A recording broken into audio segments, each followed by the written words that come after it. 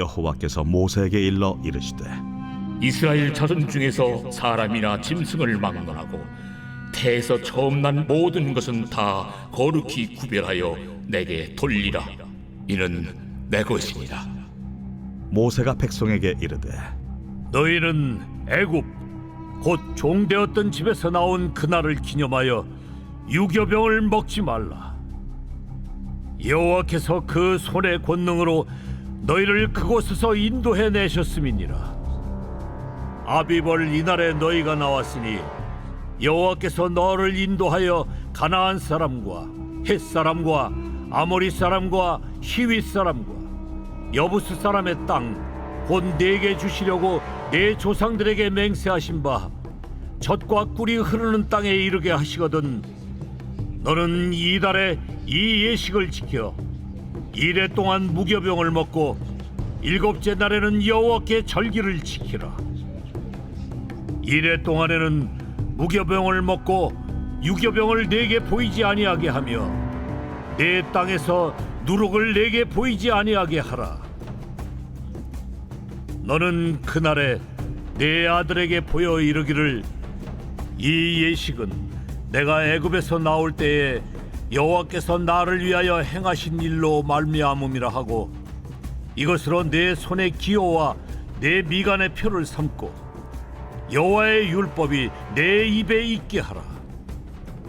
이는 여호와께서 강하신 손으로 너를 애굽에서 인도하여 내셨음이니 해마다 절기가 되면 이 규례를 지킬지니라.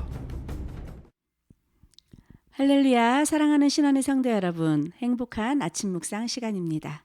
여러분, 주님을 처음 만난 그때를 기억하십니까? 마음의 무거운 짐이 벗겨지면서 깊은 평강이 찾아오고 말씀도 꿀송이처럼 달게 느껴지고 어떤 상황일지라도 모든 것이 감사해지는 그러한 평화로운 그러한 순간입니다. 신앙생활을 하시다 보면 반드시 그런 시간이 있으셨을 것입니다.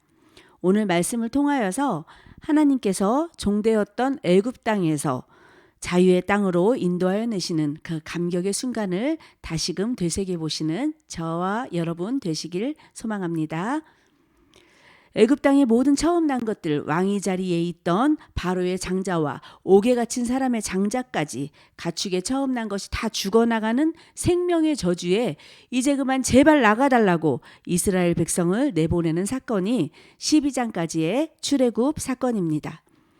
저는 어린 시절 읽었던 시골쥐와 서울쥐 이야기가 생각이 났습니다. 시골에서 초라한 음식을 먹고 사는 시골쥐를 본 서울쥐가 서울로 친구를 초청을 합니다. 큰 음식점에 들어가서 생전 처음 보는 맛있는 음식들을 먹으려고 할 때마다 사람들이 많이 몰려 들어와서 숨느라고 마음 놓고 음식을 먹을 수가 없었습니다. 이렇게 아무리 맛있는 음식이 많아도 불안해서 나는 도저히 살 수가 없어 라며 시골쥐는 서울쥐에게 인사를 하고 시골로 다시 돌아갑니다. 어쩌면 시골쥐는 그 서울의 산의 진미와 같은 음식들이 가끔 기억날 수도 있었을 것입니다. 그러나 그 불안하고 두려웠던 시간들을 생각한다면 다시는 가고 싶지 않을 것입니다. 자유를 빼앗기는 것은 아무리 낙을 누리고 살아도 평강이 없습니다. 애굽에 사는 것은 편리하고 먹을 것도 많고 먹고 살 걱정도 없지만 자유의 몸이 아니었습니다. 하나님을 나의 의지대로 섬길 수도 없고 구속되어져서 하라는 대로 종살이를 해야만 합니다.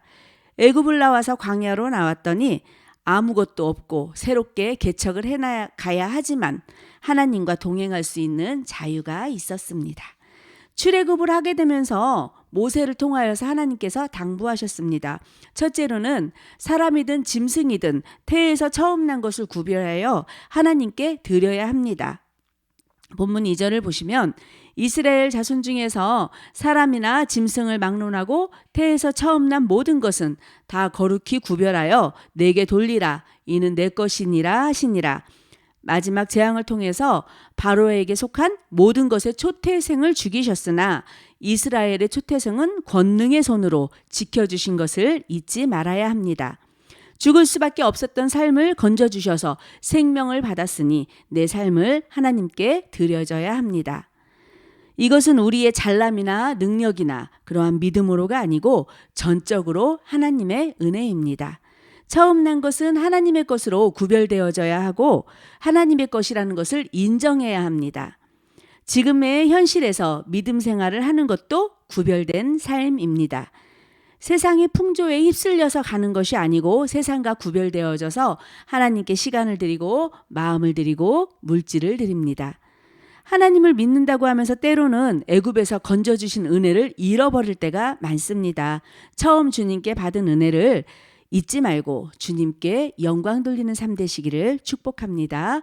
두 번째로는 절기와 규례를 지키며 하나님을 기억하고 전하라고 말씀하십니다. 6절 7절을 보시면 이레 동안 무교병을 먹고 일곱째 날에는 여호와께 절기를 지키라.